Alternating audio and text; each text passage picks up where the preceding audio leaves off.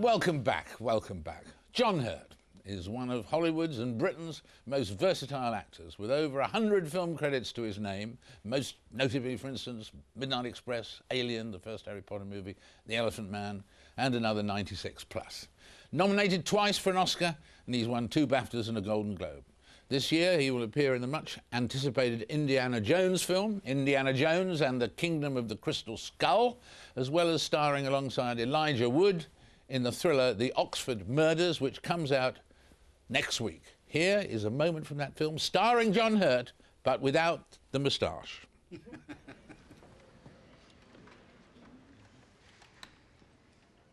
Impressive. Translating his words into the Queen's English, we find ourselves faced with a fresh, rousing defense of mathematics, as if numbers were pre-existing ideas in reality. Anyway, this is nothing new. Since man is incapable of reconciling mind and matter, he tends to confer some sort of entity on ideas because he cannot bear the notion that the purely abstract only exists in our brain. Well, there it is, and here he is with the moustache right now. And in fact, the moustache is for another film. Well, it's for another film, but it may be, maybe not. Maybe not. I'm sort of testing the waters, really. Testing the waters. So you may decide it's flattering or not flattering. Well, it's not a matter of being flattering. It may look too much like somebody else. Oh, I see. I don't want to be kind of connected with. I see. Who's that? Alf Garnett. Yeah. Alf Garnett, yeah. It's not an Alf Garnett role. Well, it's not an Alf Garnett role, but it's in the same area, if you see what I mean. I see. It's that vernacular. It's that vernacular. Yeah. I see. Yeah.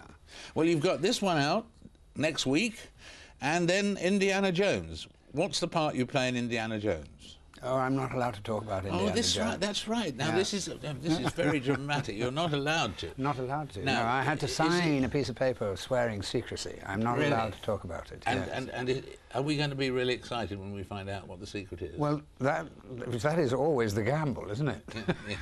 Yeah. I hope so. I hope so. It's down to Mr. Spielberg. Yeah. And Mr. Lucas and all the boys. And so this will gross billions of dollars, I suppose. I think that's the intention.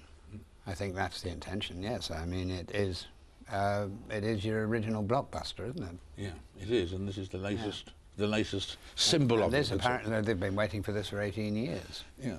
And we're talking about waiting. You had to wait 10 years, didn't you, really, for your big breakthrough?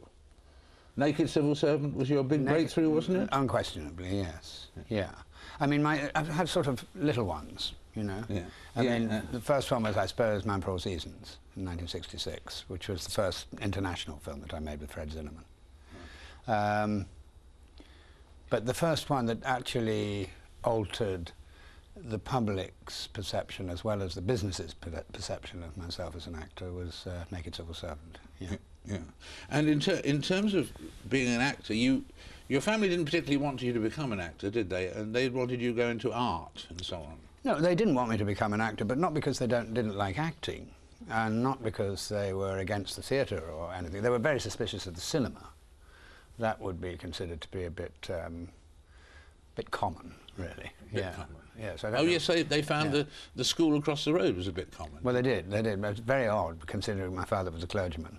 Right. You would have thought that he would have a rather more generous understanding of humanity. But I think my mother was a bit concerned about it. I think it's because of the war and everything. After the war, the things that seemed to be most requisite were respectability and security. Yes.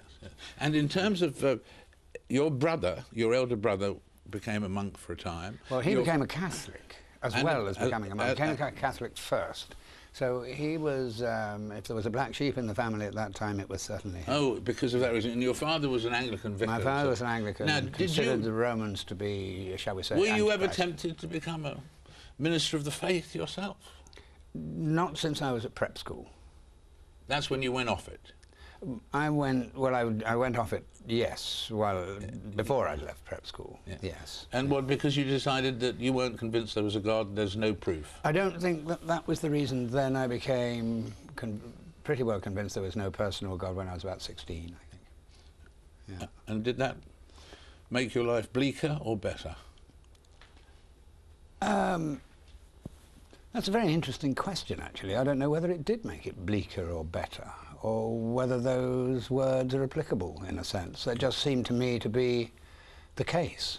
Why is it, do you think, also that so many of our great actors, like yourself and Peter O'Toole and even Richard Burton, Oliver Reed and others, have found such solace in drink? Is there a link? Is there a link because of the tension, the passion before a performance? Is that amazing? There was a whole group of you there, and you were all on the old booze. Well, oh dear, yes. And only one question about booze. Yeah. I'm not going to go on about it. Yeah, well, I mean, I'm very interesting hearing O'Toole talking about this, and this was particular, I think, to the 60s and 70s and so on. And he said that to somebody interviewing him, he said, you have to realise that the drinking actually fed something else. And at that particular time, historically, it was all going back into what you were doing. It was quite a creative process. Since then, it's become less so.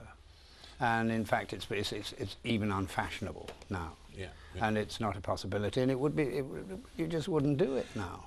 And you said on one occasion there are two words that should never be linked in the British language, and that's if and only. That's right. Never if only. Why did you say that? Not only if, either. Yes. Because you can't. I mean, it's just you get into the land of regrets, you get into impossibilities, instead of trying to deal with what you're dealing with at this moment. Yeah. Of the pictures you've done, I mentioned The Elephant Man. That obviously sticks out in people's mind. Was that the most challenging thing you've ever done? Well, there's no question of the fact that it was challenging, to use that vernacular. It was also extraordinarily enjoyable, because it was brilliantly written. And working with David Lynch, who was a complete new boy on the scene, and quite obviously extremely talented. So it was extremely exciting, if that's a challenge.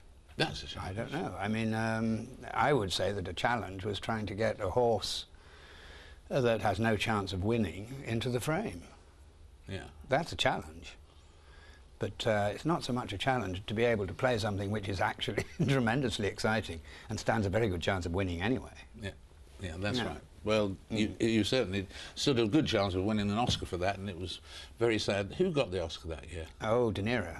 De Niro. For Raging Bull. But then he'd won everything that year. I knew he'd get the Oscar for that. It's quite interesting, actually, because somebody asked me when I was in the States, I said, well, John, it's good that you should be over here, but I don't think you're going to get it. And I said, well, I don't think I'm going to get it either. I think Robert De Niro is going to get it, but I'm quite interested to know why you don't think I'm going to get it. And he said, well, nobody can see who you are. I said, rather naively, I thought that was the point. Are there things left that you'd like to do? Oh, yes, but I don't know what they are. You don't know what they are until they come along, but then when you read them, you know it. Yes, well, I've just read one. Actually, I'm just about to start doing a film which I would mark in... I always mark scripts, in you know, sort of in my head. Yeah. And I would put this at 95%, and I think it's a brilliant script. Oh, well, that's fantastic. And sometimes you don't get beyond page 10. Written by Louis Mellis and David Shinter. Oh, fantastic. Yeah. But sometimes you don't get beyond page 10. Sometimes you don't get to page 5. 5. That's certainly another. Yeah. Well, it's great to see you. Always a joy to see you, John. Good luck with both these movies. Thank you. And now we will all go away worrying about what the secret is you haven't revealed to us. Well, I'll reveal this secret to you.